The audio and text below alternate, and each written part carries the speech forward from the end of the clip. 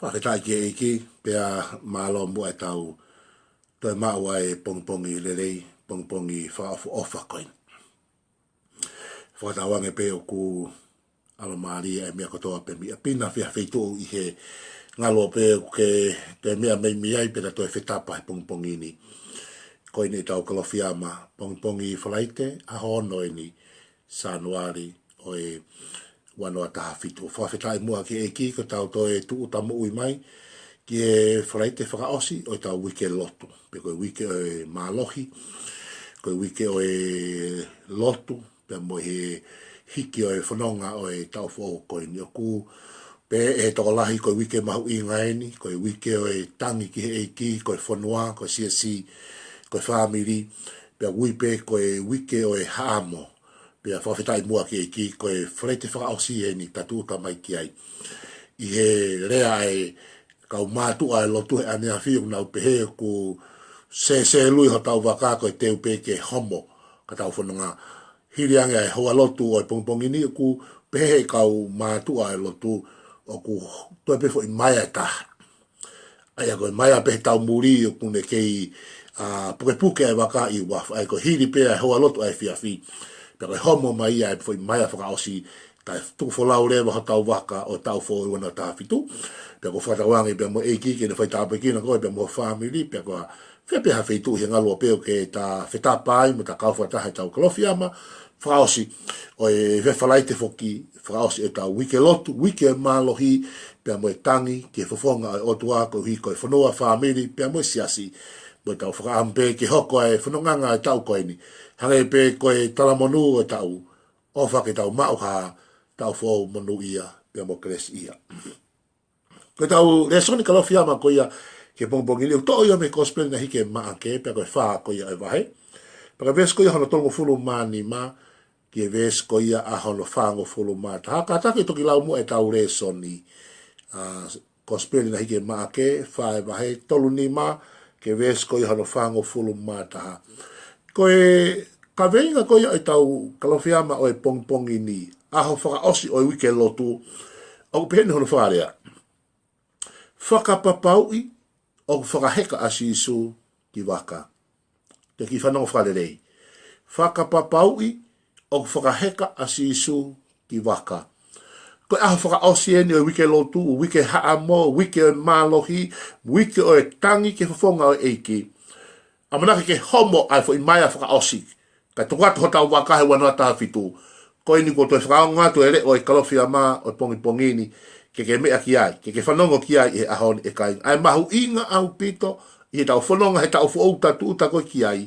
Ke hanga o whakapapaui, ta e toi vei ua, o ku ke whakaheka a sisu ki waka. Ki waka i ho o moui, ke waka o family, waka o siasi, waka o whanua. Mahu inga, ka koha mahu inga, ke whakapapau. Ke whakaheka a sisu ki waka. Ta ia tō taha mahu inga ke whakaheka, ko sisu klaisi. Whanong anga i tau koe. He ko sisu tene awe koe me he monuia ke monuia mo tāpuaki ke tāpuaki. Vesa na tong fulu mani ma. Ma ke wahero wha. Lili wen a wesi. Pea kua e whiawhi aha ko ia na ne pehe ke nau tolu ke tau o ke kauwai e taha. Pea kua e whiawhi ai aha ko ia. Tala e sisu ke ne kauwa ko ngā. Ke nau kolosi ke kauwaita. Let's cross to the other side. I he whiawhi o aho koia. Na e whima e sisu ke nau whetu tuku me whetu e taha ke whetu e taha. Kono moni ko whetu kena nau iaina o settle down ki nau tolu. Whakau ofa pe whia maari e mea kotoa. Katalang e sisu ke nau kolosi ke kauwai e taha. Koe tau hiki me he wanoa taha ono ke he wanoa taha whetu. Hange pe koe tau kolosi ke kauwai e taha. Whawheta i kegi koe wanoa taha no, whawheta i kegi mahalpeu tau settle down he wanoa taha no, mwe mana mwe tāpua, mwe ngahirere wanoa taha no. Ka talama e sisu ke tau kolosi ke kauwai e taha. Oh, hallelujah, pa koni ko tau kolosi mai ke wanoa taha fitu. Pa ko pao ke tau whetuku tuku ki he kauwai e taha. Ko pao ke tau hiki whanonga ke he kauwai e taha e ka inga. He koutui, o koe e mea rerei o palani he o tua i he kauwai ko ia e taha. Whawheta i kegi koe kauwai e taha na tau i ai. Whawheta i ke kiko i wanoa taha no, whawheta i ke kiko i ngai whanonga anga na tau whai he tau kua o si ka kua taimi ke tau whetuku tuku ki he kauwai e taha.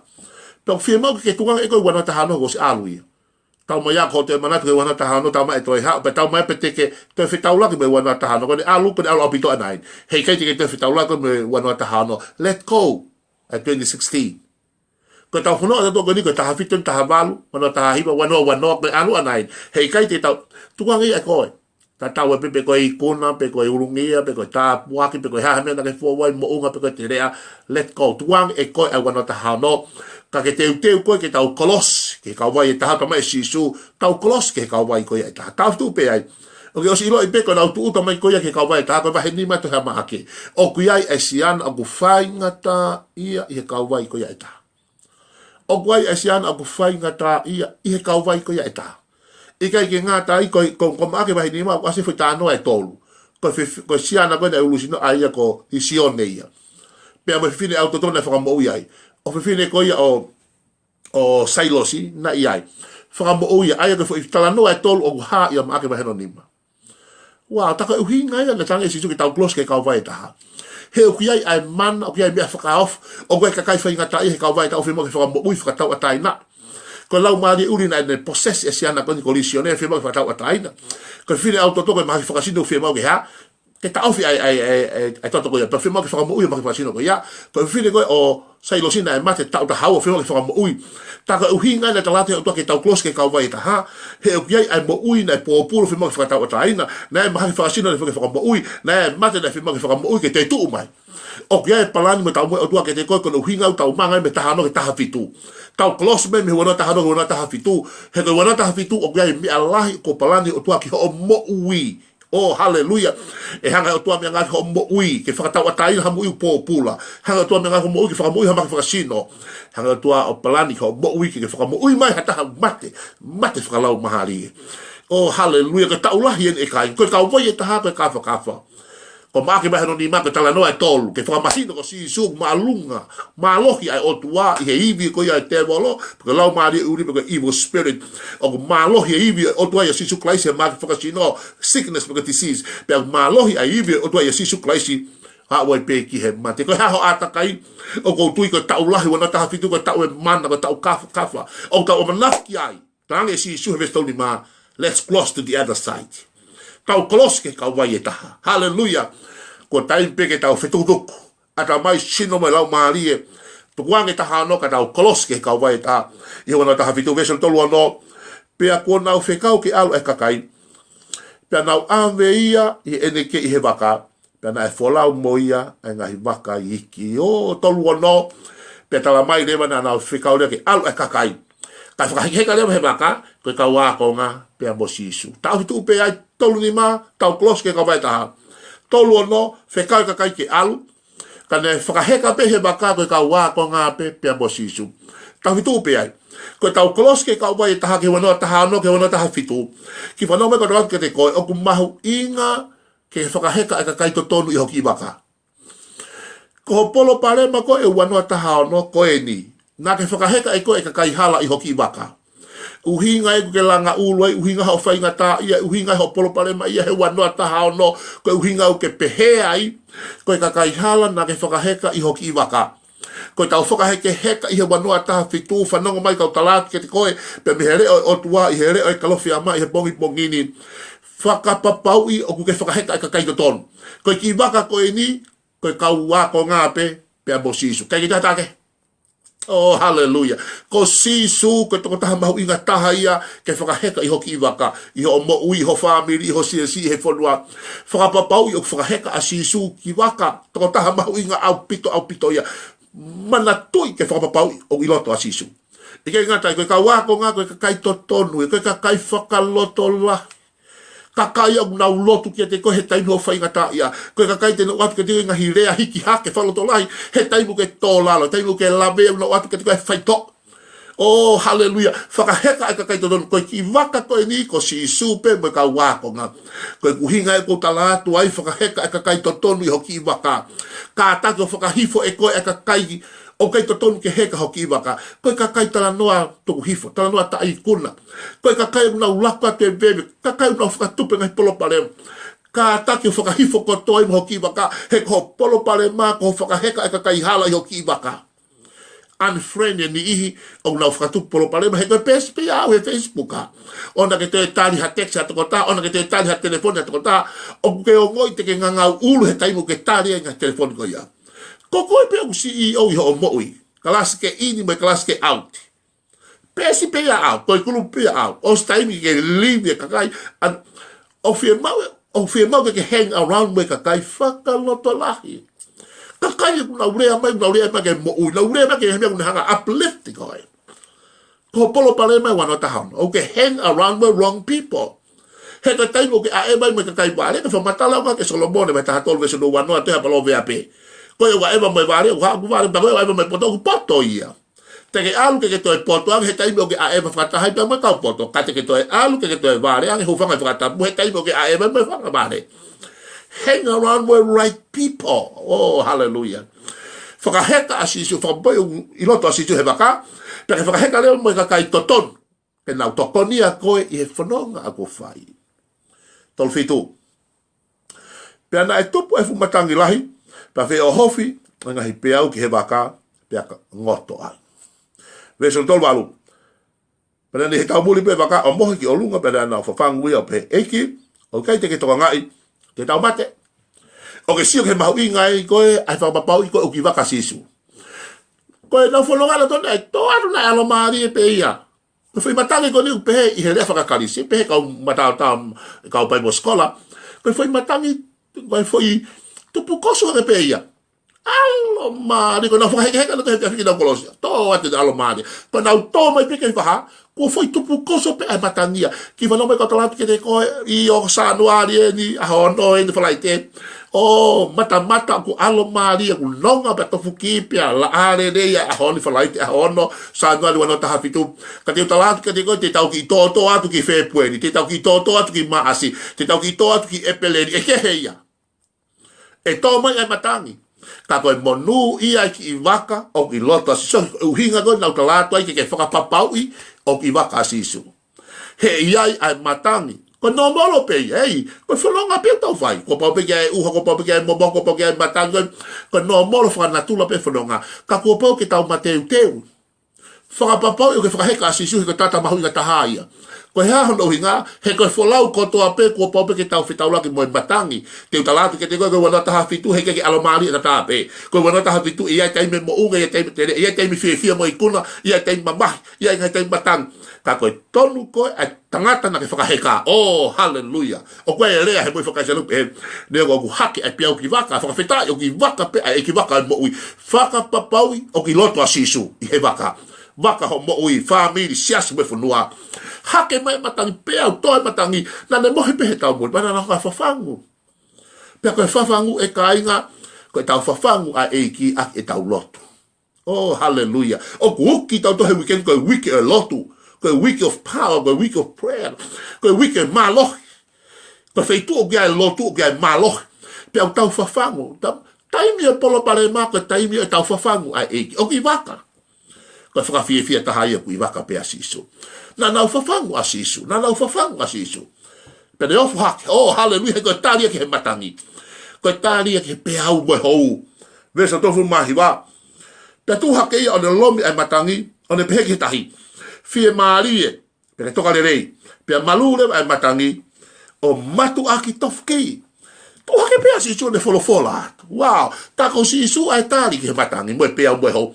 Koe tangata mahu inga taha ia ke whanonga pia moia e ka inga. Mahu inga. Tua ke pia si isua wholo. Sio ke malo he pia koe lea. Ko whai lea masi peha. Fia maaria nonga pia tofuki. Na lea ke si isu ai opposite side.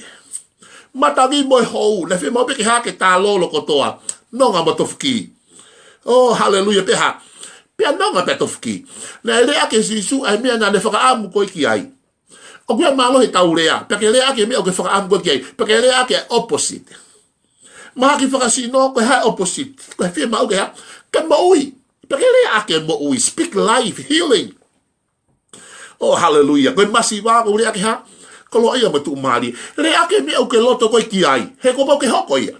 Foi rea tupe. Nonga patofuki pe ha. Pea nonga patofuki. Wow. O kia malo he tau rea. Tokanga ki ho rea he wana taha fitu. Hallelujah.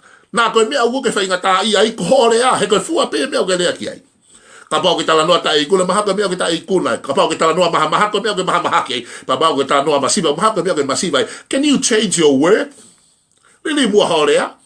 Yes, of course. Okay, maha ki whakasino. Kau ka mea tau vete. Okay, ka mea malo ya confession. There's a power of confession.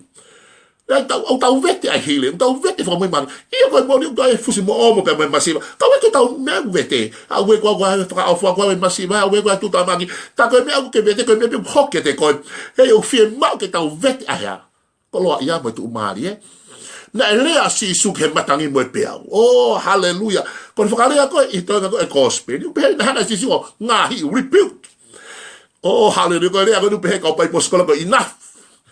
Talanga sisu ke patangi mo pia enough.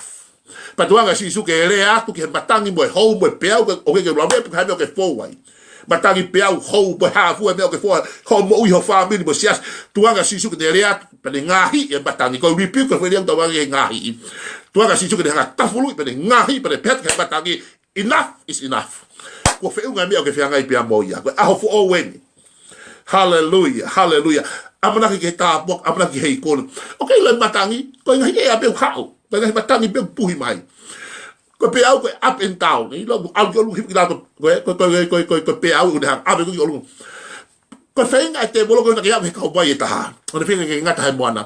Ka fa no me ko pasat ka ko wano ta hafitu. Okay, mo plan mo ta mo au to mo ka fe ngai te bolo ko ta au fi ko ngai abe ka bai ta. Stop ko he ba for lau.